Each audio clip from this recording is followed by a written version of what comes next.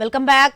రాజధాని అమరావతిలో 31 సంస్థలకు గతంలో చేసిన 629 ఎకరాల భూ కేటాయింపుల్ని కొనసాగించాలని 13 సంస్థలకు ఇచ్చిన 177 ఎకరాల కేటాయింపుల్ని రద్దు చేయాలని ఏపీ ప్రభుత్వం నిర్ణయించింది.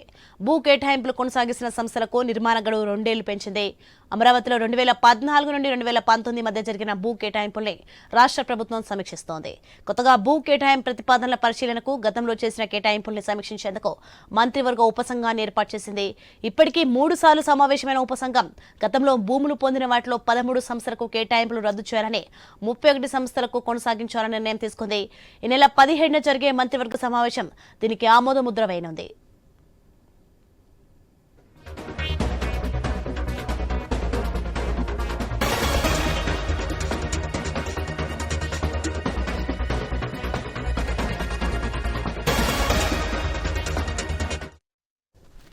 అయితే 2014-19 మధ్య 130 సంస్థలకు 1277 ఎకరాలని రాష్ట్ర ప్రభుత్వం కేటాయించింది.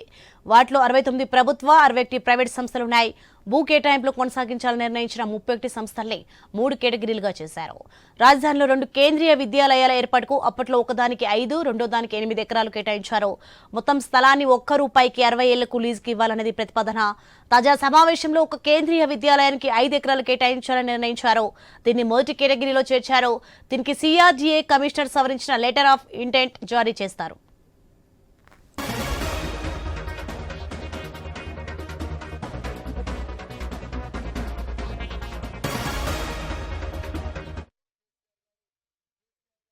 కొనసాగించాలని నిర్ణయించిన వాటిలో 11 సంస్థలు గతంలో CRDAతో ఒప్పందాలు చేసుకోలేదు. వాటికి ఒప్పందాలు చేసుకోవాలని కోరుతూ CRDA తాజాగా లెటర్ ఆఫ్ ఇన్విటేషన్ జారీ చేస్తుంది. దాన్ని అందుకున్న 30 రోజుల్లోగా ఒప్పందం చేసుకోవాలి. వాటిలో టీటీడీకి కేటాయించిన 25 ఎకరాల్లో ఇప్పటికే ఆలయ నిర్మాణం పూర్తయింది.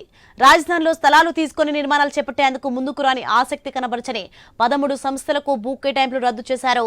వాటిలో BRS Medicity, Indo UK institute of health సంస్థలు ప్రాజెక్ట్ చేపట్టేందుకు గడువులోగా ముందుకు రాకపోవడం, ఎన్నిసార్లు లేఖలు రాసినా స్పందించకపోవడంతో భూ కేటాయింపులు రద్దు చేస్తామంటూ 2019కి ముందే అప్పటి టీడీపీ ప్రభుత్వం నోటీసులు ఇచ్చింది.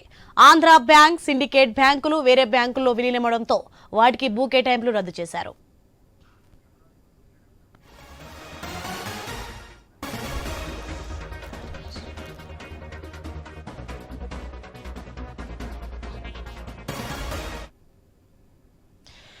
రాజధాని అమరావతిలో 31 సంస్థలకు గతంలో చేసిన 629 ఎకరాల భూ కేటాయింపులను కొనసాగించాలని 13 సంస్థలకు ఇచ్చిన 177 ఎకరాల కేటాయింపులు రద్దు చేయాలని ఏపీ ప్రభుత్వం నిర్ణయించింది. దీనికి సంబంధించి మరింత సమాచారం హరీష్ ఫోన్ లైన్ లో అందిస్తారు.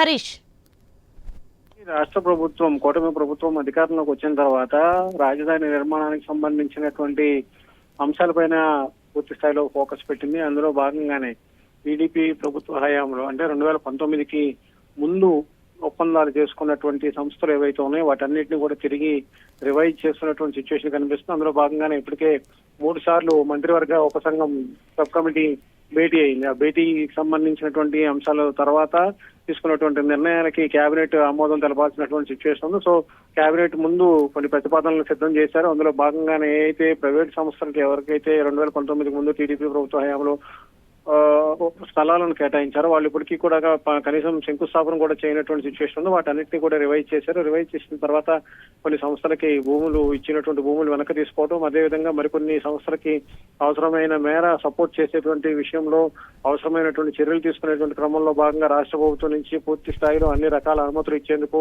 వేగంగా చర్యలు తీసుకోవాలని చెప్పి కూడా నిర్ణయించారు. అందుకు సంబంధించినటువంటి లెటర్ ఆఫ్ అగ్రిమెంట్ కి సంబంధించినటువంటి అంశాలపైన కూడా ప్రభుత్వం ఫోకస్ పెట్టింది. కూటమి ప్రభుత్వం అధికారం చేపట్టిన తర్వాత రాజధాని నిర్మాణానికి సంబంధించినటువంటి అంశాలపైన ప్రత్యేకమైనటువంటి ఫోకస్ పెట్టింది.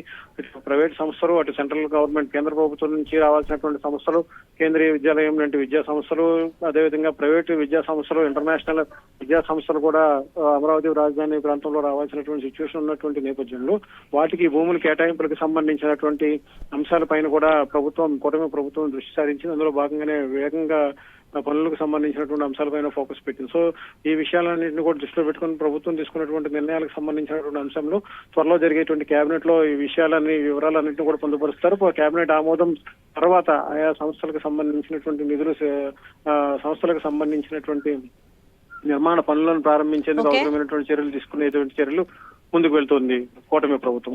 సోని.